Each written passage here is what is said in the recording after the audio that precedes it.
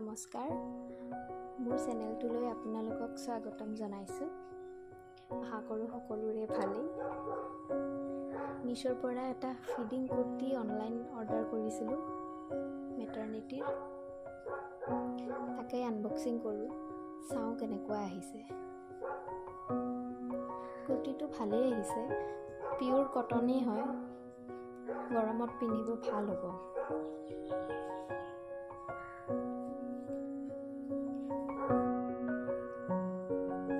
ইমান ভাল আহিব বুলি ভবা নাছিলোঁ কুৰ্তিটো, কিন্তু যিয়ে নহওক পিয়'ৰ কটন আৰু ৱেষ্টত দুফালে দুডাল ফিটা আছে।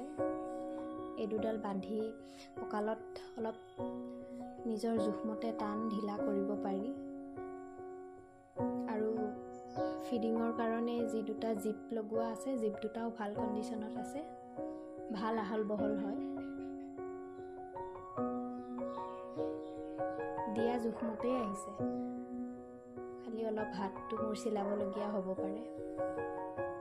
আৰু এই কুৰ্তিটো কিন্তু বেছি ওখ পাখ মানুহৰ কাৰণে অলপ শ্বৰ্ট হ'ব।